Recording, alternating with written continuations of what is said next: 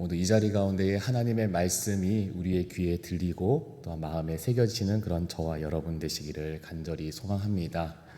네, 전혀 공감 못할 저의 이야기를 하나 하려고 합니다. 제가 군대에서요. 네, 정말 공감이 안 되시죠?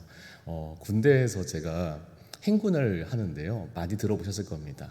근데 제가 의외로 목을 축이는 스타일이다 보니까 물을 자주 마셨습니다.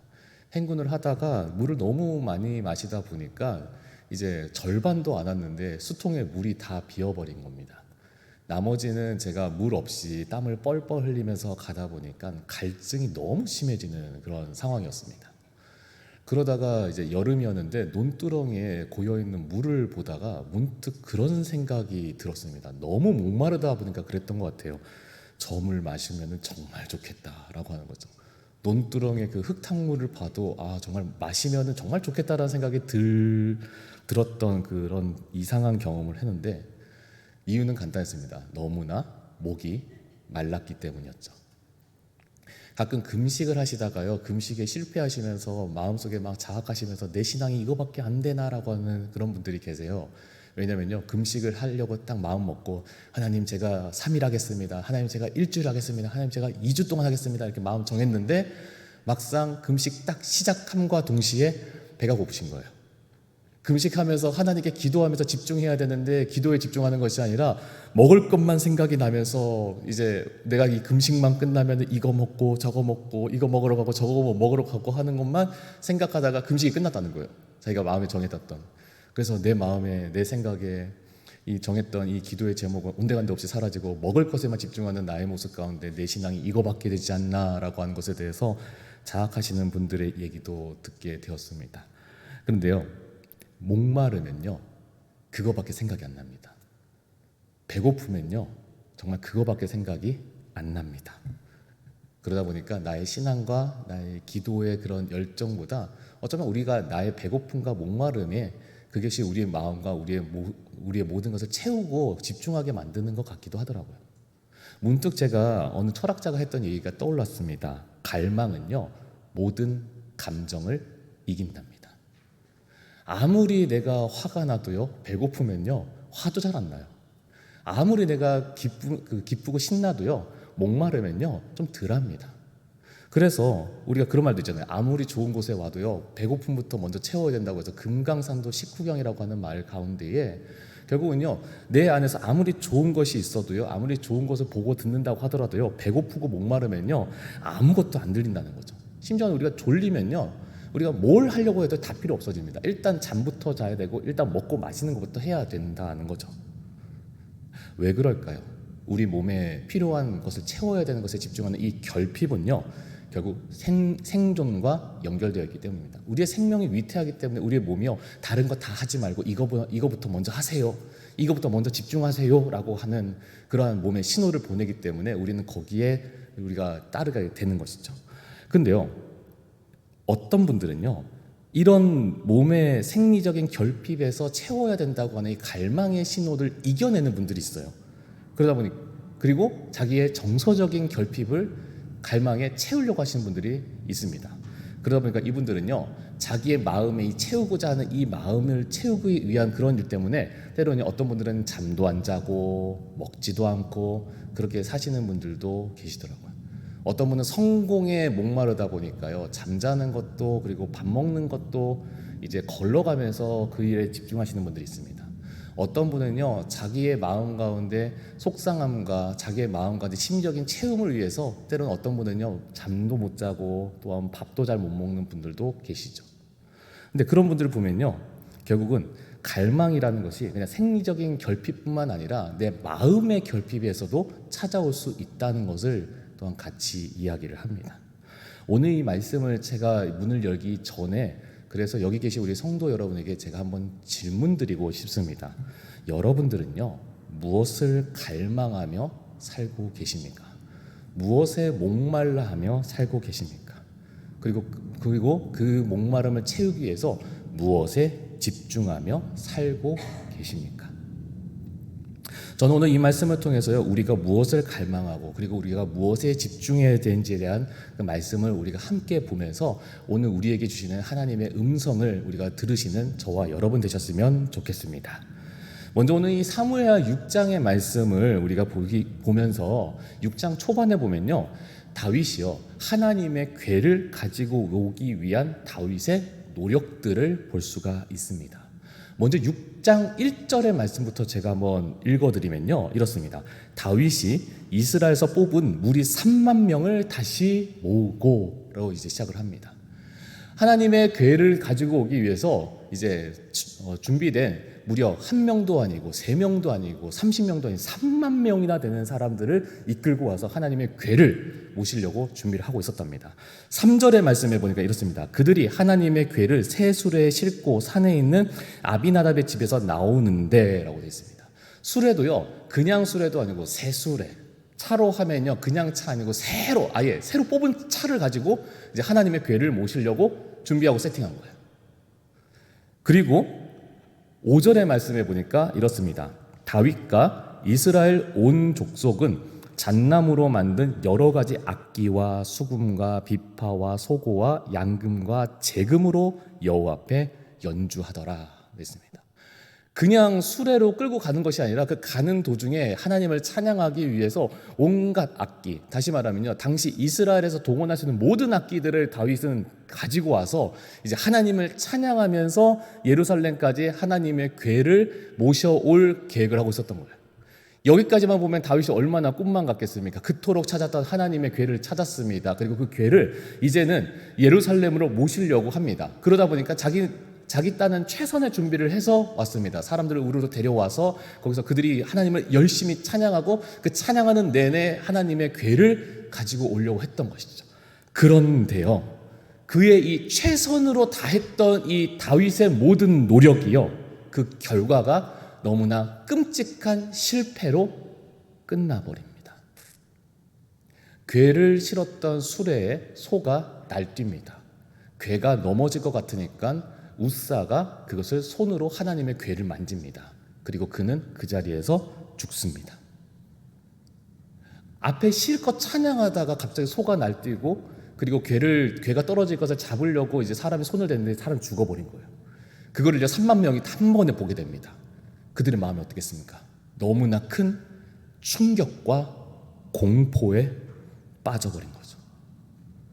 그 전까지는 하나님을 찬양의 대상이 있던 이 하나님의 궤가요, 이제는 만지면 죽을 수 있다고 하는 굉장히 위험한 물건이 되어버린 겁니다. 그래서 하나님의 궤가 그 누구도, 심지어 다윗조차도 손대지 못하는 상황이 벌어졌을 때, 어떻게 보면 아무도 손대지 못하니까 이 하나님의 궤가 길바닥에 내버려질 뻔한 이 상황 가운데에 한 사람이 갑자기 등장합니다. 오베데돔입니다. 오베데돔이, 이 사람이 어떤 성경학자는 블레셋 사람일 수 있다라고 하는, 이제 가드 사람이라고 하는 말 때문에 블레셋 사람일 수도 있다라고 하는 사람도 있고요. 그리고 블레셋 사람이 아니라 레위인일 수도 있다라고 얘기합니다. 근데 그건 별로 중요하지 않습니다. 이렇던 저렇던 간에 이 사람이 다윗에게 나타나서 자기 집으로 하나님의 궤를 모시겠다라고 자청합니다. 앞에도 얘기했지만요, 이 궤를 만지면서 사람이 죽었습니다. 굉장히 위험합니다.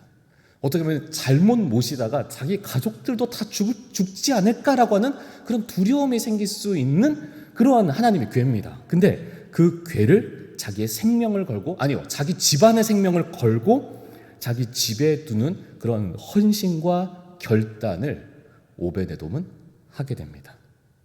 저는 항상 이 부분을 읽으면서요, 제가 전에 사역했던 교회, 그 옛날에 사역했던 교회 한 집사님의 자기 무용담을 들려주시는 걸 듣는데 항상 그게 계속 머릿속에 맴도는 걸 생각하게 됩니다. 이분이요, 이제 6.25 그 휴전 이후에 이제 군복무를 했는데, 이제 다른 복무가 아니라 소위 말하는 지금은 이제 공익근무요원, 옛날엔 방위라고 하는 이제 동사무소에서 이제 그 일을 하신 거예요. 근데 이분이 이제 동사무소 왔다 갔다 할 때마다 이분이 하시는 일 중에 뭐가 있었냐면요, 이제 휴전하고 나서 얼마 안 됐을 때니까 이제 그 당시에 동사무소에도 수류탄을 보관하고 있었다고 하더라고요. 그래서 이제 만약에 전쟁 나면 이제 그걸 이제 무기로 쓰는 이제 폭약이다 보니까 이거를 이 한 사람에게 이제 관리하는 그런 일을 했는데, 그러다 보니까 이 사람이 이거를 관리를 하려고 이제 하다 보니까 자기 항상 그 출퇴근하면서 했던 가방에다가 넣어 다녔답니다. 가방에 넣었다가 이제 퇴근할 때 되면 다시 이제 보관함에다 넣어놨다가 다시 했다가 이거를 했는데, 어느 날은 보관함에다가 넣는 걸 깜빡하셨대요. 다시 말하면요, 자기 집에 수류탄 2개를 그대로 집에 가지고 온 거예요. 자기 집에서 이제 가방을 딱 열다가 그게 나오는 거 딱 보고 나서 이분도 사색이 된 거예요. 그러면서 온 가족에게 이야기합니다. 절대로 이 가방 열지 마세요. 아니, 이 가방 근처에도 가지 마세요. 왜요? 위험하니까. 사람이 죽을 수 있는, 그리고 실제로 사람이 죽었던 하나님의 괴를 자기 집에 모셨다.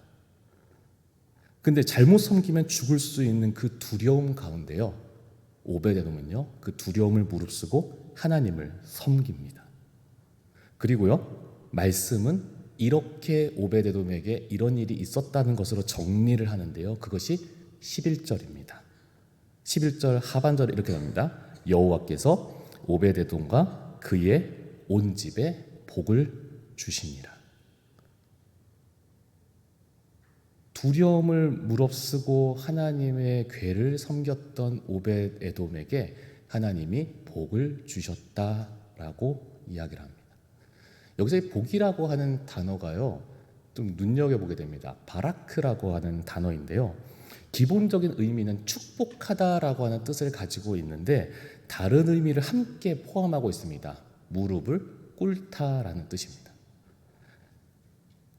복이라고 하는 말과 무릎을 꿇다라는 말이 무슨 관계일까 말씀을 살펴보다 보면은, 이 축복 가운데 무릎을 꿇는 이유는 내가 복을 받은 것이 상식적으로 내가 받을 수 있는 것이 아니라, 내가 노력해서 받는 것이 아니라 하나님께서 주셨기 때문에 그 경외하는 마음으로 하나님을 향해서 내가 받은 것에 대해서 무릎을 꿇는 것까지 바라크는 같이 포함하고 있더라는 것입니다. 다시 말하면 내가 복을 받은 게 당연하게 받는 것이 아니고, 내가 복을 받는 것이 그냥 누리는 것이 아니라 그 받은 것에 대해서, 하나님이 주신 것에 대해서 하나님께 다시 경배하는 모습까지 이 바라크는 포함을 하고 있더라고요. 주셨으니까. 그리고 하나님이 그 나에게 주신 것에 대해서 하나님을 찬양하고 경배하는 예배자로서의 관점에서 이 바라크는 복을 설명하고 있더라는 겁니다. 근데 우리가 이 복을 경험할 때요, 우리에게 항상 복은요, 우리의 가운데 항상 삶의 갈망과 결핍과 위기 가운데 동반된 상태에서 복은 우리에게 찾아옵니다. 물론 당연히 그렇지 않을까요? 잔잔하고 평안하면요, 좋은 것을 받아도요, 그 좋은 것이 값어치가 제값을 하지 못할 때가 참 많습니다. 배부러 죽겠는데 누군가 저에게 맛있는 거 사다 주시면요, 너무 감사하긴 한데 그것이 나에게 주는 감동이요, 덜할 때가 많아요. 근데 오히려 내가 굶어 죽을 것 같아서 손발이 덜덜덜 떨리고 있는데 누가 맛있는 거 사줘요. 그러면요, 이 경험과 이 감격은요, 평생 갑니다. 영원히 못 잊어요. 이분이 나의 평생 은인이 되는 거죠. 근데 하나님의 복이라고 할 때에 공부 이런 마음이 우리 가운데 들게 되는 거죠. 나의 인생 가운데 때로는요, 위기가 찾아옵니다. 어려움이 찾아옵니다. 근데 그것이 내 스스로에게 내 힘으로 극복이 못하게 되는 상황입니다. 그런데 그 상황과 그 위기들이 해결이 됩니다. 풀어져 나가는 거예요. 그리고 넘어서게 됩니다. 곰곰이 생각해 보게 됩니다. 이게 어떻게 이렇게 가능할까? 자기의 힘으로 안 된다는 것을 깨닫습니다. 그리고 이거는 하나님이 나를 손잡아 주셨다는 것을 고백합니다. 하나님 나를 도와주셨기 때문에, 그래서 이것은 하나님이 하셨습니다를 고백하며 경배하며 무릎 꿇을 수밖에 없었습니다. 이게 하나님께서 복이라고 오베데돔에게 얘기했던 이 바라크인 것이죠. 오베데돔의 집에 없었습니까? 죽을 수도 있었지만 하나님을 향해 이 경외하는 마음의 갈망이 있었습니다. 그로 인해서 그의 온 집에 복이 임했다라고 성경은 이렇게 정리를 하고 있었던 것입니다. 여기는 우리 강내교회 성도 여러분, 우리가 하나님의 복 받기 원하십니까? 그러면 우리가 이런 마음이 있었으면 좋겠습니다. 단순히 내가 바라는 소원이 이루어지는 것이 아니라 나의 어려운 가운데 나에게 힘을 주시고 극복하게 하시고 그리고 그래서 나에게 이 주신 모든 것을 통하여서 내가 하나님을 향하고 하나님을 경외하는 그런 예배자로서 하나님을 찬양하고 경배하는 그 마음이 우리 가운데 그것을 누려지는 그러한 삶이 되는 것, 그것이 나에게 참 복이라고 하는 사실을 기억하시는 그런 저와 여러분 되시기를 간절히 소망합니다. 그래서요, 이 말씀이 있고 나서 바로 12절 상반절에 보면요, 이렇게 이어서 이야기가 나옵니다. 한번 제가 읽도록 하겠습니다. 어떤 사람이 다윗 왕에게 아뢰어 이르되 여호와께서 하나님의 궤로 말미암아 오베데돔의 집과 그의 모든 소유에 복을 주셨다 한지라. 이 소식이요, 이제 다윗의 귀에까지 다시 들렸다고 합니다. 다윗의 마음이 어땠을까요? 자기가 그렇게 준비를 다 해가지고 하나님을 섬기려고 가서 준비를 해가지고 진행을 했는데 오히려 하나님의 진노가 임하고 그 진노 때문에 그 모든 것이 다 무산되어 버렸습니다. 그런데 오베데돔 집에서 하나님께서 하나님의 괴가 임해서 했는데 어쩌면 잘못 섬겨가지고 그 집이 다 죽었다더라 이런 게 아니라 오히려 그 집이 너무나 큰 복을 하나님의 괴로 인해서 받고 있다더라고 하는 것을 듣게 됩니다. 저는 이 부분을 보면서 문득 두 사람이 생각이 났습니다. 한 사람은 사울이었고요, 또 한 사람은 가인이었습니다.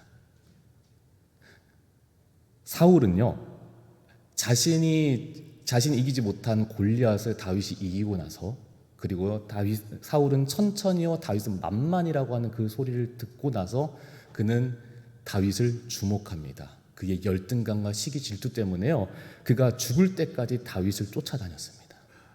가인은요, 하나님께 인정받지 못했다고 하는 분노를 동생에게 쏟아냅니다. 동생의 재물은 받고 자기의 재물은 받지 못함을 통해서요, 그 강한 열등감 가운데에 사로잡히게 됩니다. 그 결과요, 사울은요 평생 다윗을 죽이기 위해서만 혈안이 내어 있었고요, 가인은 하나밖에 없는 자기 동생을 죽이게 됩니다. 근데 이게 이 열등감, 이 시기 질투, 이들만의 이야기가 아니더라고요. 가인과 같이요, 내 안에 감정에만 우리가 집중을 하면요, 내 안에 불편한 감정과 내 안에 시기 질투의 감정과 내 안에 열등감에 집중을 하면요, 내 안에 피해의식과 내 안에 거절감과 내 안에 좌절과 분노와 우울감과 무기력함에 집중을 하면요, 거기에 사로잡혀 있으면요, 우리가 하나님을 믿는다고 하면서도 그 감정이 우리 가운데 먼저 앞서고 있다면요, 우리는 어쩌면 사울이나 가인과 다를 바가 없는 사람들입니다. 그래서 오늘 이 말씀에 다윗을 주목하게 됩니다. 인간적으로 하나님, 저 사람은 저렇게 인정해 주시고 왜 저는 거절하셨죠라고 하는 그런 마음이 들 법한 그 상황 가운데요, 오히려 다윗은요 그 감정에 집중하지 않습니다.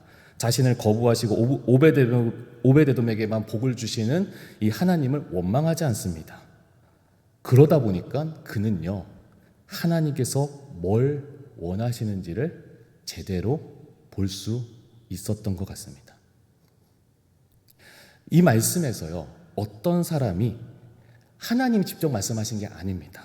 근데 이 어떤 사람의 말을 통해서 오베데돔의 복을 받더라고 하는 이 소식 가운데, 이 소식이 다윗의 귀에 들렸을 때 다윗은 이것을 통해서 하나님의 어떤 음성이 들렸을 것 같습니까? 야, 너는 싫어. 너가 준비 잘못했어. 내가 너 싫으니까 나는 오베데돔 집에 있을래. 다윗 너는 내가 거절할 거고 오베데돔만 나는 인정할 거야. 그런 마음이 그에게 들렸을까요? 아니었던 것 같습니다. 오히려 이런 말씀이 아니었을까요? 오베데돔이 나와 함께하면서 이렇게 행복해하는데 너는 나를 예루살렘으로 옮기는 일을 포기하고 싶니? 다시 하고 싶지 않니? 라고 하는 그런 마음이 들었던 것 같아요. 왜냐면요, 그래서 12절 하반부에 다윗의 반응이 이렇습니다. 제가 한번 읽도록 하겠습니다. 다윗이 가서 하나님의 궤를 기쁨으로 메고 오베데돔의 집에서 다윗 성으로 올라갈세. 감정이 정확하게 나와 있습니다. 기쁨으로. 하나님이 나를 이 오베데돔에게 한 것 같이 나에게도 하기를 원하시는구나. 하나님이 여전히 나를 맞이하기를 원하시는구나. 하나님이 여전히 나와 동행하기를 원하시는구나. 그 마음이 다윗에게 가득했던 것이죠. 자기에게 집중되어 있는 감정이 아니라 오히려 하나님을 향한 갈망에 집중되어 있던 다윗은요, 그렇기 때문에 하나님께서 이 오베데돔을 향한 소식 가운데 하나님의 마음을 엿볼 수가 있었습니다. 그리고 그 엿본 가운데에 그대로 행했던 것이죠. 그래서 하나님의 궤를 메었습니다. 지난번에 수레로 해왔습니다. 그러나 하나님의 궤는 수레로 매는 이방인들과 똑같은 방법으로 하는 것이 아니라 말씀대로 궤를 맸어야 되는 그 자신의 실수를 깨닫게 됩니다. 그리고 재도전하게 되는 것이죠. 마치 이런 거죠. 하나님, 제가 지난번에는 제가 큰 결례를 범했습니다.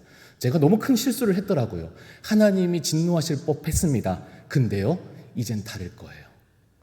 이번에는 제가 제대로 해보겠습니다. 이게 다윗의 마음이 아니었을까라는 생각이 들더라고요. 그래서 13절의 말씀에 보니까 이렇습니다. 여호와의 궤를 맨 사람들이 6걸음을 가매 다윗이 소와 살찐 송아리로 제사를 드리고. 오베데돔의 집에서요, 예루살렘 다윗성까지의 거리가 약 25km였다고 합니다. 그러니까 6걸음을 걸으면요, 한 6걸음당 이제 계산을 하면요, 한 1.2m 정도. 그러니까 한 사람의 걸음을 이제 1.2m 정도로 이제 계산했을 때 6걸음이라고 했을 때 좀 넉넉하게 잡았을 때 한 7.2m 정도 됩니다. 굉장히 넉넉하게 잡았거든요. 그러면은 이제 25km를 가면은 그때까지 소요될 수 있는 소가 몇 마리인가 이제 계산을 해보니까 이게 한 3,500마리가 되더라고요.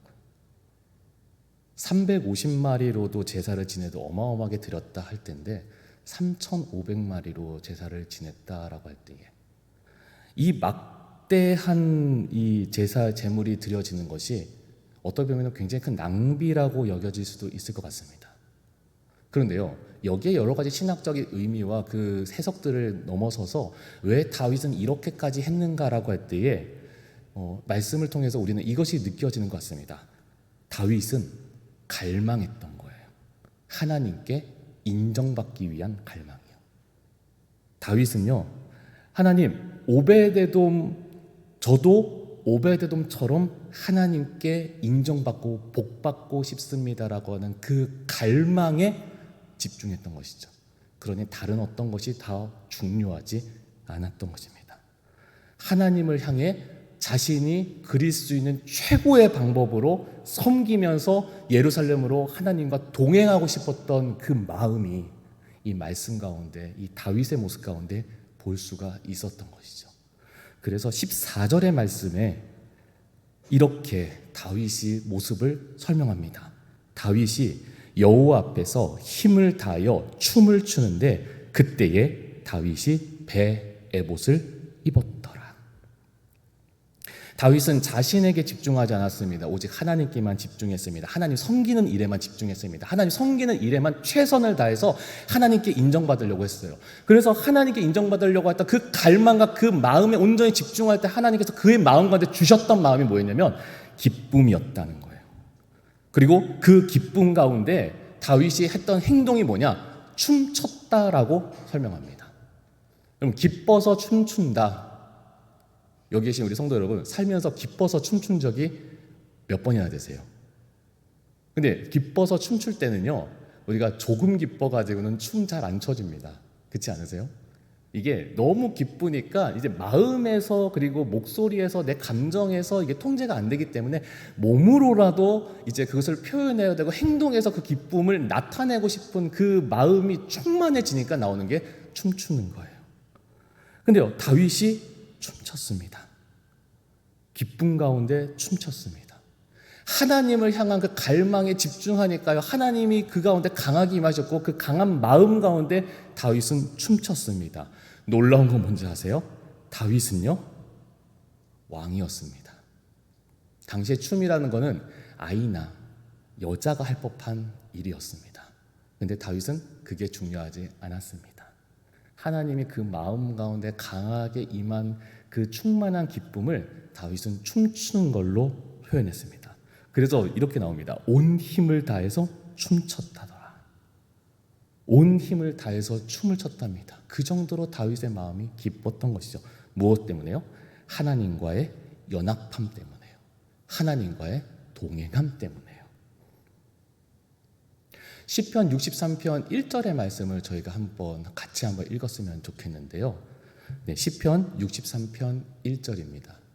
네, 저희가 한번 같이 한번 읽겠습니다. 하나님이여 주는 나의 하나님이시라. 내가 간절히 주를 찾되 물이 없어 마르고 황폐한 땅에서 내 영혼이 주를 갈망하며 내 육체가 주를 앙모하나이다. 네, 이 시편의 저자는요, 하나님을 간절히 앙망한다고, 간절히 갈망한다고 나옵니다. 근데 어떤 상황이에요? 물이 없는 상황에서, 황폐한 땅에서 내가 주님을 찾습니다. 아무것도 없는 땅에서, 내가 내 결핍밖에 없는 결핍투성인 그 땅에서 나는 그 결핍에 집중하는 것이 아니라 나는 하나님을 찾습니다. 그리고 그 이유가 그 뒤에 2절, 3절에 이렇게 고백을 하는데요. 함께 읽어볼게요. 내가 주의 권능과 영광을 보기 위하여 이와 같이 성소에서 주를 바라보았나이다. 주의 인자하심이 생명보다 나음으로 내 입술이 주를 찬양하나이다.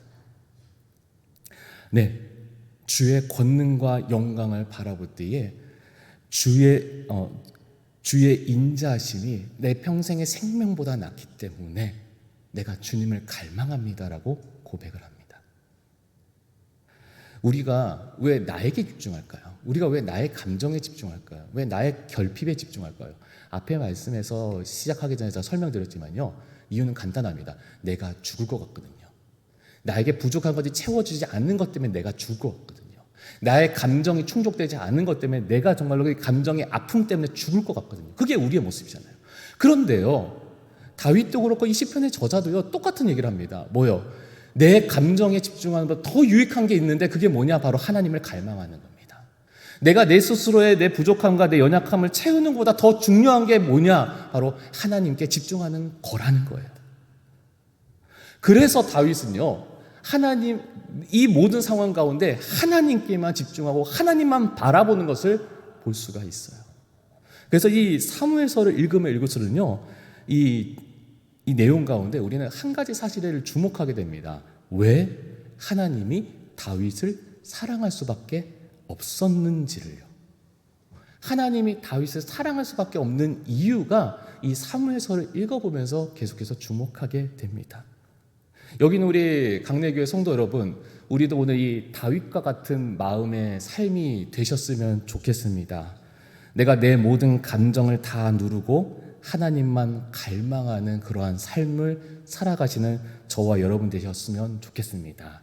그리고 그 일에 있어서 망설이지 않으셨으면 좋겠습니다. 나의 억울함, 나의 갈등, 나의 아픔들, 그거 다 그냥 외면하면 나 정말 죽을 것 같은데요? 라고 할 때에 우리가 이 사실 하나만큼은 기억하셨으면 좋겠습니다. 하나님은 여러분의 그 모든 아픔과 어려움과 그 결핍들 다 알고 계세요. 그런데 그 알고 계시는 그 상황에서 내가 그것을 다 팽개치고 다윗처럼 하나님을 갈망하려고 할 때에, 오베돔처럼 그 두려움과 하나님을 섬기려고 할 때에 그 마음과 그 헌신과 그 정성을 하나님께서는 기뻐 받으신다는 거예요. 그리고 임하신다는 거예요. 그래서 우리는 하나님께 집중해야 됩니다. 하나님이 다 채워주시니까요. 하나님이 다 공급해 주시니까요. 그래서 우리가 하나님만 갈망했으면 좋겠습니다. 세상에는 많은 사람들이 얼마나 자기 것 채우려고 노력합니까? 더 좋은 거 먹으려고, 더 좋은 거 입으려고, 더 괜찮은데 살려고 얼마나 많이 집중합니까? 근데 우리는요, 믿음의 사람은요, 하나님의 연합에만 집중합니다. 왜요? 그것만 있으면 되거든요. 그래서 오늘 이 말씀에 나오는 우리가 오베데돔처럼, 그리고 다윗처럼 우리가 하나님만 갈망하시는 저와 여러분 되셨으면 좋겠습니다. 그래서 다윗이 그렇게 하나님을 간절히 찾았을 때 하나님께서 그 마음 가운데 임했던 그 춤출 수밖에 없는 기쁨이 여기 계시는 우리 강내교회 성도 여러분 모두에게도 누리시는 경험되어지는 그러한 삶, 그러한 인생 되시길 간절히 소망합니다.